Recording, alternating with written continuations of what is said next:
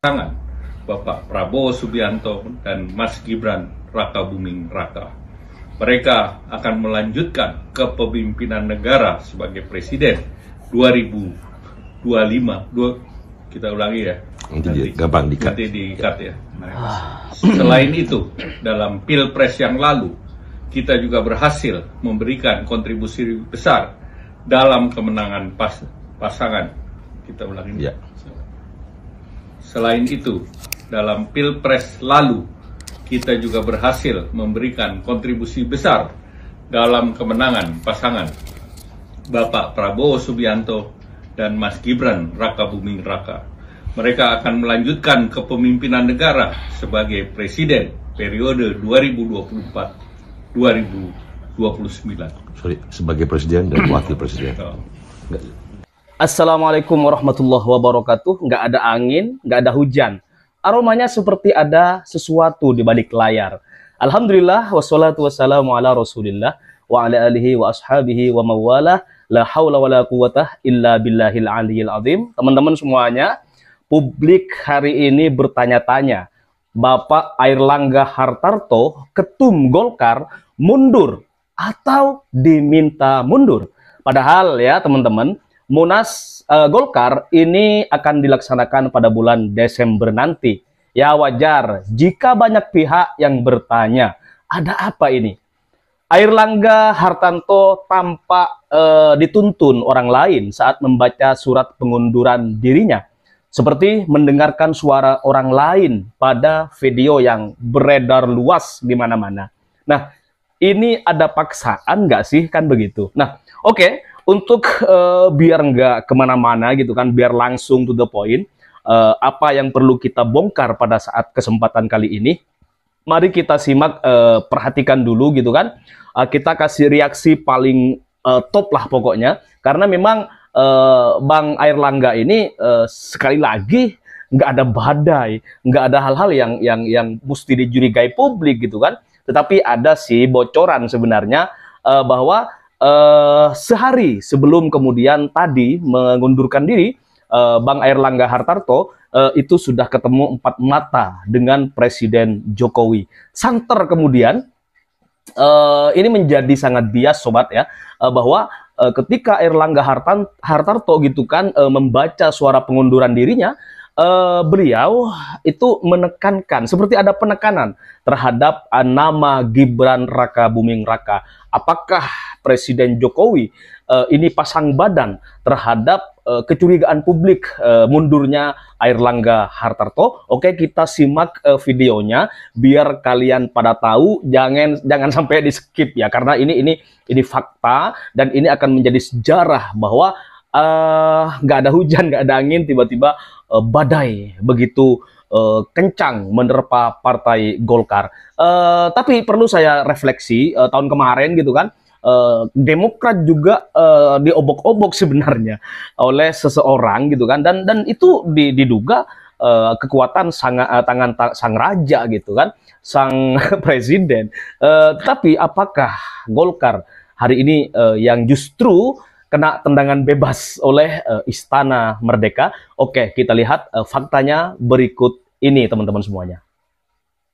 Saya Airlangga Hartarto, setelah mempertimbangkan dan untuk menjaga keutuhan Partai Golkar dalam rangka memastikan stabilitas transisi pemerintahan yang akan terjadi dalam waktu dekat, maka dengan mengucapkan Bismillahirrohmanirrohim serta atas petunjuk Tuhan Yang Maha Besar, maka dengan ini saya menyatakan pengunduran diri sebagai Ketua Umum DPP Partai Golkar. Pengunduran diri ini terhitung sejak semalam, yaitu Sabtu 10 Agustus 2024. Selanjutnya sebagai partai besar yang matang dan dewasa, DPP Partai Golkar akan segera menyiapkan mekanisme organisasi sesuai dengan ketentuan ADART organisasi yang berlaku. Semua proses ini akan dilakukan dengan damai, tertib, dan dengan menjunjung tinggi marwah Partai Golkar. Demokrasi harus kita kawal dan kita kembangkan terus-menerus. Partai politik adalah pilar demokrasi kita. Indonesia adalah negeri besar. Kita harus memastikan bahwa demokrasi kita terus berjalan dari satu generasi ke generasi berikutnya. Partai Golkar sejauh ini telah menjadi kebanggaan kita semua, serta menjadi kekuatan terdepan demokrasi Indonesia. Selama 60 tahun, kita telah membuktikan semua itu. Di dalam pemilu legislatif 2024, kita telah bersama-sama menaikkan pencapaian partai kita dengan merebut 102 kursi DPR RI, serta ratusan, bahkan ribuan kursi parlemen di berbagai tingkat pemerintahan dari Sabang sampai Merauke. Dengan keringat bersama, serta dengan tekad bersama, Partai Golkar berhasil melakukan transformasi menjadikan dirinya sebagai kebanggaan seluruh kader kita. Sebagai pribadi, saya mohon maaf yang sebesar-besarnya atas kekurangan atau kesalahan yang saya lakukan selama ini. Sekali lagi terima kasih atas bantuan, kerjasama, serta persahabatan kepada semua pihak. Saya yakin dengan kebersamaan yang erat, Indonesia akan menjadi negeri yang semakin membanggakan kita semua. Sebagai penutup, perkenankanlah saya untuk mengutip satu bait dalam himne Partai Golkar. Hiduplah golongan karya, semoga Tuhan selalu melindunginya. Wassalamualaikum warahmatullahi wabarakatuh. Assalamualaikum warahmatullahi wabarakatuh. Selamat pagi para kader Partai Golkar yang saya cintai. Saya Erlangga Hartarto. Setelah mempertimbangkan dan untuk menjaga keutuhan Partai Golkar dalam rangka memastikan stabilitas transisi pemerintahan yang akan terjadi dalam waktu dekat, maka dengan mengucapkan Bismillahirrahmanirrahim, serta atas petunjuk Tuhan Yang Maha Besar, maka dengan ini saya menyatakan pengunduran diri sebagai Ketua Umum DPP Partai Golkar. Pengunduran diri ini terhitung sejak saya berpikir secara realistis untuk mengamankan supaya kader mereka itu bisa berlayar dan bisa bertanding di Pilgub Jakarta. Kalau mau jujur, sebenarnya memang harapan terbesarnya PKS itu bisa maju dengan Anies Baswedan. Tapi karena Anies ini sepertinya tidak pernah mau memperjuangkan kader PKS untuk menjadi pendampingnya, itu terbukti misalnya tak ada tambahan partai di luar PKS, maka ketika ada tawaran dari kubu Kim, PKS kemudian sepertinya memberikan satu argumen bahwa proposal politik aman yang sejak awal itu disodorkan, itu direvisi dan sudah dianggap sebagai expired. Jadi bagi saya PKS cukup realistis, karena mereka itu tak mungkin terus-menerus berharap pada Anies, karena Anies sepertinya dianggap tidak pernah menjanjikan satu kepastian, terutama duet aman ini bisa berlayar di Jakarta. Oleh karena itu, ketika pernyataan elit PKS seperti Khalid misalnya, malam hari ini kita dengarkan, ya ini sebagai salah satu bentuk bahwa mereka sebenarnya sudah tak tertarik lagi bergabung dengan Anies Baswedan. Anies dianggap tidak jelas, Anies dianggap sudah tak ada faedahnya, dan sangat mungkin kalau kita mendengar statementnya elit PKS itu bahwa dalam hitungan waktu mungkin PKS akan segera mengumumkan dukungan politiknya ke Ridwan Kamil, kubu Kim, yang saya kira memberikan kepada PKS posisi yang cukup terhormat, yaitu sebagai calon wakil gubernur untuk bertanding di Jakarta. Artinya pernyataan Khalid ini bagi saya mengkonfirmasi bahwa sebenarnya akan terwujud Kim Plus di Indonesia, bukan hanya PKS yang bergabung, tapi ada PKB dan ada juga Nasdem. Oleh karena itu, Kim Plus ini implikasinya dua. Pertama, PDIP itu tidak diajak. Yang kedua, pastinya sangat potensial akan melawan kotak kosong, karena bisa dipastikan Anies Baswedan itu tidak mendapatkan tiket untuk bertanding di Jakarta. Saya kira di situ konteksnya, Mbak. Baik, Mas Adi, tapi kalau misalkan dalam waktu dekat ini Anies mencoba untuk memperjuangkan hal tersebut, apakah masih ada kemungkinan atau berapa persen kemungkinannya bahwa PKS tidak akan mencabut dukungannya? Secara normatif di atas kertas, kalau misalnya belakangan ini Anies agresif dan ngotot mencarikan partai tambahan kepada PKS, sepertinya sikap PKS melunak ya. Artinya mereka akan kembali untuk memberikan dukungan politiknya kepada Anies Baswedan. Cuman yang dikhawatirkan oleh publik, jangan-jangan sebenarnya sikap politik PKS yang menganggap duet aman ini expired, ini sebagai bentuk strategi sebenarnya bagi PKS, karena PKS itu di belakang panggung sudah selesai. Terjadi akad politik misalnya dengan kubu Kim, sehingga PKS ini ketika statement-statement ke publiknya itu tak lebih dan tak sekedar hanya satu argumen supaya kelihatan elegan meninggalkan Anies, supaya elegan tak lagi bersama Anies, dan ketika menentukan pilihan politiknya kepada kubu Kim itu tidak disalahkan secara terbuka. Itu yang saya khawatirkan. Kalau mau jujur sebenarnya Anies misalnya tinggal datang ke PKS, kemudian jadi kader PKS dan selesai. Tinggal nyari tambahan politik lain, misalnya dengan PKB, misalnya dengan PDIP, sudah bisa berlayar. Yang dikhawatirkan oleh publik adalah takutnya PKS itu sudah bikin komitmen politik dari kubu Kim untuk menjadi wakil Ridwan Kamil. Jadi sehebat apapun langkah-langkah yang dilakukan oleh Anies Baswedan gitu ya, meyakinkan ada tambahan partai lain, ataupun misalnya mencoba untuk menjadi bagian dari PKS dengan jadi kader, tak ada jaminan bahwa Anies ini akan mampu kembali berlayar di Jakarta. Kan ini yang sebenarnya menjadi pembicaraan belakangan ini, Mbak, bahwa kalau mau jujur, Kim Plus ini sebenarnya tinggal nunggu waktu dideklarasikan, karena di belakang panggungnya partai-partai ini sebenarnya sudah selesai membentuk kesepakatan politik dengan kubu Kim ya. Tentu tarikannya adalah bagaimana menjadi bagian dari koalisi pemerintahan Prabowo Gibran di 5 tahun yang masa yang akan datang. Oleh karena itu, salah satu konsekuensinya partai-partai yang mendukung Anies ini mengubah pilihan politiknya, tak lagi mendukung Anies, tapi memberikan dukungan politiknya kepada kubu Kim. Saya kira di situ menurut saya. Jadi exit strategi door-nya sebenarnya sudah dibuka dan sudah dimasukkan oleh PKS ya, sudah dilewati oleh PKS pintu itu ya. Betul, saya kira dua hal ya. Pertama, saya melihat Anies Baswedan ini kan sejak awal terlampau confident bahwa partai-partai yang menyatakan dukungan kepada Anies, pertama itu PKB, kemudian ada PKS dan Nasdem, ini otomatis akan mengunci dan memberikan dukungan politiknya secara formal ke Anies nanti ke KPU saat mendaftar, tanggal 27 sampai tanggal 29 Agustus. Tapi nyatanya nggak begitu. Kalau kita mendengar dinamika politik belakangan, PKB kan kelihatan tak lagi ngotot untuk memberikan dukungan politik kepada Anies. Justru PKB ini kan menunjukkan kemesraan dan keintimannya dengan Prabowo, dengan Gerindra, dan beberapa waktu yang lalu bertemu dengan Kaisang. Nasdem kita dengar pernyataan Ahmad Syahroni, nggak ada yang menjamin bahwa rekomendasi Nasdem itu akhirnya ke Anies Baswedan. PKS per hari ini merevisi bahwa sebenarnya dukungan kepada Anies ya dalam bentuk duet antara Anies dan Sohibul Iman itu sudah expired dan itu sudah berakhir masa tugas politiknya. Ini kan menjadi tanda-tanda betapa memang Anies itu sejak awal salah memprediksi bahwa seakan-akan tiga partai yang mendukungnya ini cinta buta, Anies diam saja mereka akan mendukung. Nyatanya tidak. Partai-partai ini kan mencoba untuk menerima tawaran dari kubu Kim yang saya kira menawarkan begitu banyak angin surga, misalnya menjadi menteri, menjadi bagian dari koalisi di 5 tahun yang akan datang. Spesifik bagi PKS misalnya ditawarkan untuk menjadi pendampingnya Ridwan Kamil, ini fix dan firm. Tentu godaan ini yang sepertinya menebalkan betapa memang secara perlahan Anies itu yang mulai ditinggalkan oleh partai yang sejak awal memberikan dukungan politik. Karena pada level Aniesnya sepertinya itu tidak terlampau meyakinkan untuk merangkul ketiga partai ini agar tidak bergoyang iman politiknya.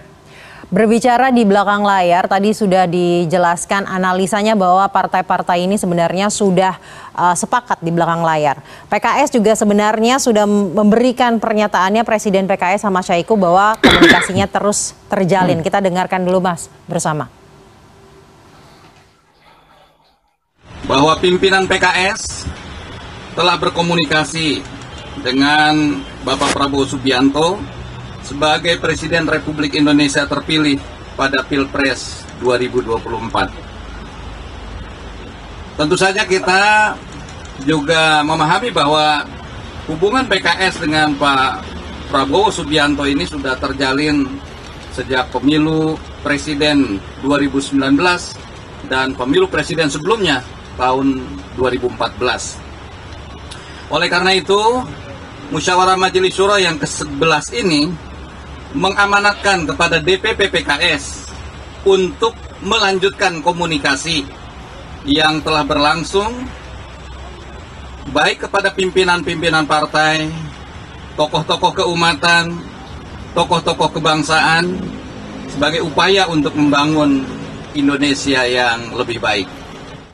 Mas, pernyataan ini sudah sangat jelas atau belum? Bagi saya eksplisit ya, sekalipun misalnya tidak terlampau gamblang hitam dan putih.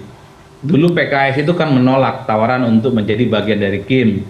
Dulu PKS itu menolak jika dikaitkan soal kemungkinan bergabung dengan Kim ditawarkan wakil gubernur.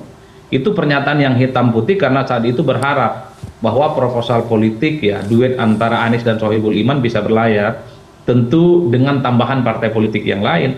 Tapi sejak 4 hari yang lalu statement politik PKS itu kan sudah mulai melunak dan bersayap. Misalnya dengan Prabowo Subianto membangun komunikasi, misalnya elit PKS menyatakan bahwa dengan Prabowo itu sebenarnya adalah sahabat lama, kawan lama, dan juga banyak sanjung puji yang disebutkan. Ini kan semacam oase di mana memang ada perubahan sikap politik dari PKS setelah ada isu wacana soal Kim Plus, di mana sudah akan muncul duet antara Ridwan Kamil dengan sosok dari kader PKS yang disebut dengan S atau inisialnya S. Publik menebak yang disebut dengan S itu adalah Pak Suswono, kader senior PKS yang dinilai mampu mengonsolidasi kader-kader bawah yang saya kira bisa diandalkan untuk memenangkan pertarungan di Jakarta. Jadi bagi saya pernyataan dari Presiden PKS Pak Ahmad Saihu ini kan mempertebal satu sikap politik PKS yang secara perlahan sudah mulai berubah. Coba kita roasting satu persatu.